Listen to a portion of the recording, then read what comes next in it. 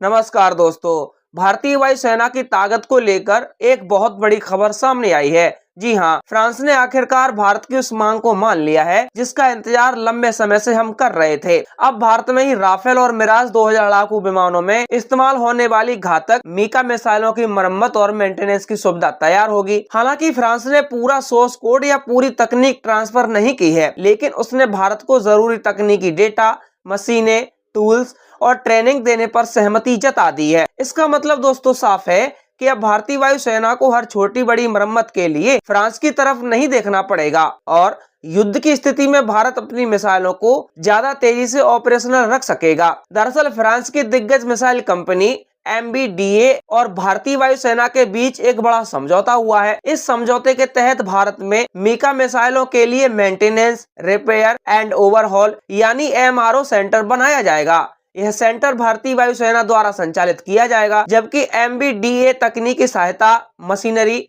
Data package और training उपलब्ध कराएगी। अब सवाल यह है कि आखिर मीका मिसाइलें इतनी खास क्यों हैं? दोस्तों, मीका दुनिया की सबसे खतरनाक एयर टू एयर मिसाइलों में गिनी जाती है। यह मिसाइल फ्रांस द्वारा विकसित की गई थी और इसे राफेल तथा मिराज 2000 जैसे आधुनिक लड़ाकू विमानों के लिए डिजाइन किया गया है। इसकी सबसे बड़ी खासियत यह है कि यह शॉर्ट रेंज और बियॉन्ड विजुअल रेंज यानी VVR दोनों तरह की लड़ाई लड़ सकती है। यानी दुश्मन अगर आंखों से दिखाई नहीं भी दे रहा है तब भी यह मिसाइल उसे निशाना बना सकती है। मीका मिसाइल की दो प्रमुख वेरिएंट हैं। पहली मीका RF यानी रडार गाइडेड वर्जन और दूसरी मीका IR यानी infrared guided version. Radar guided missile दुश्मन के विमानों को रडार की मदद से ट्रैक करती है, जबकि इंफ्रारेड वेरिएंट दुश्मन के इंजन की गर्मी को पकड़कर हमला करती है। यही वजह है कि यह मिसाइल इलेक्ट्रॉनिक वॉरफेयर और काउंटर मेजर्स के बीच भी काफी खतरनाक मानी जाती है। अगर इसकी स्पीड की बात करें तो यह लगभग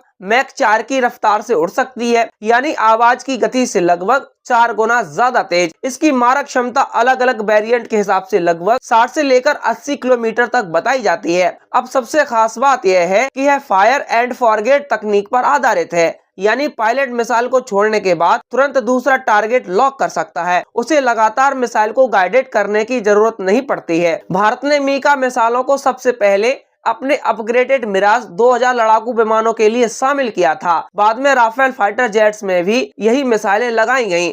अब यही मिसाल भारतीय वायुसेना की एयर कॉम्बैक्ट क्षमता की रीढ़ बन चुकी है। कारगिल युद्ध के बाद भारत ने महसूस किया था कि एयर पावर को और ज्यादा आधुनिक बनाना जरूरी है। इसी के बाद भारत ने मिराज 2000 अपग्रेडेड प्रोग्राम शुरू किया और आधुनिक एयर टू एयर मिसाइलों को शामिल किया गया। बाद में जब राफेल सौदा हुआ तब भी मीका मिसाइलें उसकी सबसे अहम ताकतों में शामिल थीं। अब अगर भारत में MRO सुविधा स्थापित होती है तो इसका सीधा फायदा भारतीय वायुसेना को मिलेगा। अभी तक अगर मिसाइलों में किसी तरह की तकनीकी समस्या आती थी या मिड लाइफ अपग्रेडेड की जरूरत पड़ती थी तो उन्हें विदेश भेजना पड़ता था। इसमें समय भी लगता था और खर्च भी बहुत ज्यादा आता था, लेकिन अब भारत में ही उनकी जांच, मरम्मत और अपग्रेडिंग हो सकेगी। युद्ध के समय यह क्षमता और ज्यादा महत्वपूर्ण हो जाती है। मान लीजिए किसी बड़े संघर्ष के दौरान भारतीय वायुसेना लगातार ऑपरेशन चला रही हो, ऐसे में मिसाइलों का तेजी से मेंटेन होना बेहद जरूरी होता है।